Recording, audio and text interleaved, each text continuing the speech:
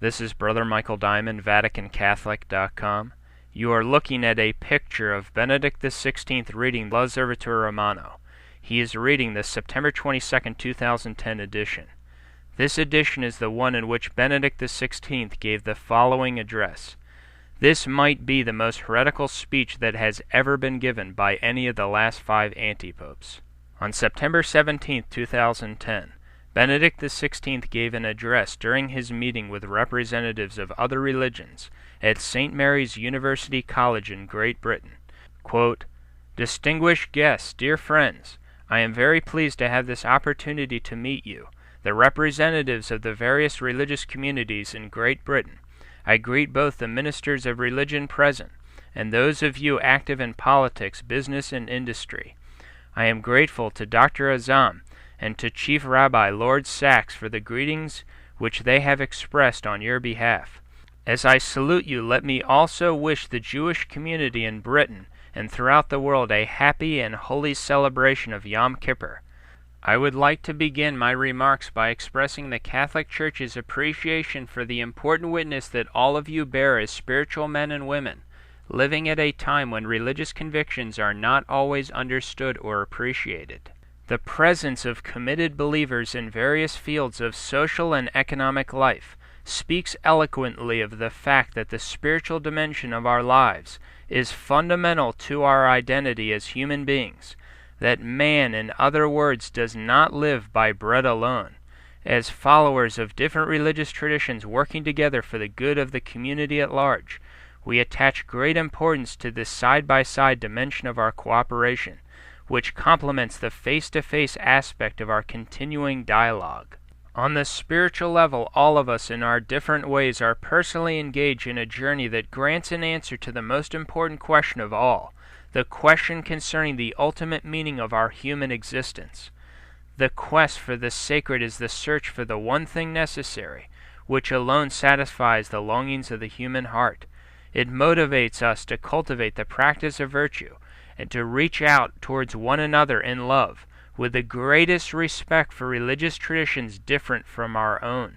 Ever since the Second Vatican Council, the Catholic Church has placed special emphasis on the importance of dialogue and cooperation with the followers of other religions.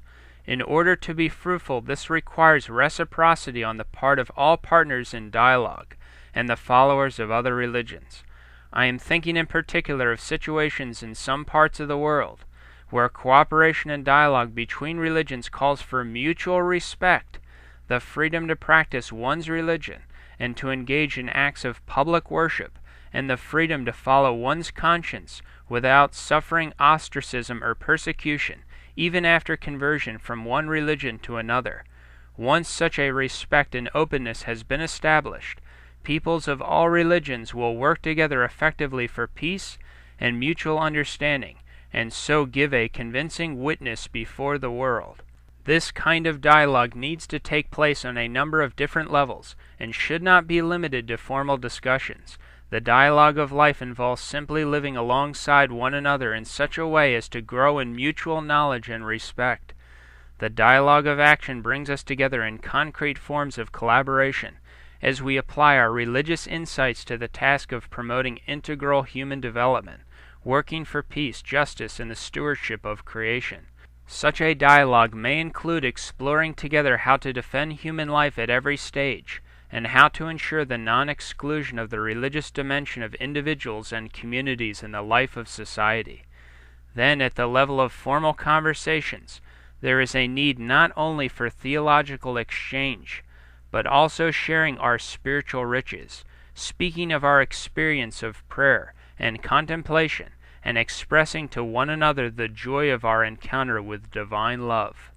My dear friends, as I conclude my remarks, let me assure you that the Catholic Church follows the path of engagement and dialogue out of a genuine sense of respect for you and your beliefs. Catholics both in Britain and throughout the world will continue to work to build bridges of friendship to other religions, to heal past wrongs, and to foster trust between individuals and communities." End quote.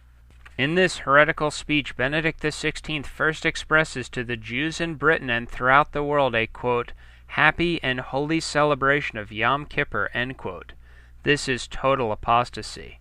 He then expresses to the false religious leaders, quote, "The Catholic Church's appreciation for the important witness that all of you bear as spiritual men and women," end quote. According to Benedict XVI, the Catholic Church appreciates false religions being spread. He also declares that the leaders of these false religions are, quote, "witnesses and authentic spiritual men and women." This is complete apostasy. Benedict XVI then says that different false religions, quote, "are not always appreciated," as if false religions need always to be appreciated. He then says that man, quote, "does not live by bread alone," which is an allusion to Luke 4, verse 4, where Jesus says that man does not live by bread alone, but by the word of God. Since he refers to the contributions of false religions in this context, he is clearly stating that different false religions provide the spiritual nourishment needed for the true spiritual life.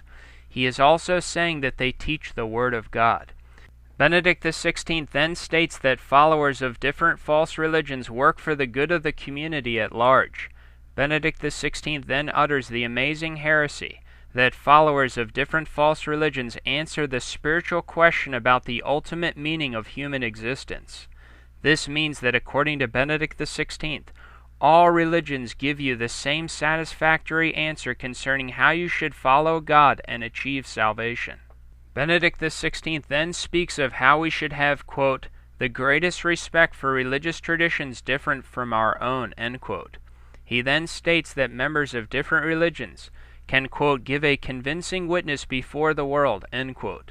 He then goes on to say that in the exchange with other religions, all of us should be, quote, "sharing our spiritual riches," end quote. According to Benedict XVI, there are spiritual riches in other religions. He then closes out what may be the most heretical speech of all time by stating, quote, "Let me assure you that the Catholic Church follows the path of engagement and dialogue out of a genuine sense of respect for you and your beliefs," end quote. He assures everyone that the Catholic Church has a genuine respect for false, diabolical religions, as well as the people who lead these, quote, religions. For the full transcript of Benedict XVI's latest heresies, see the latest Heresy of the Week on our website, vaticancatholic.com.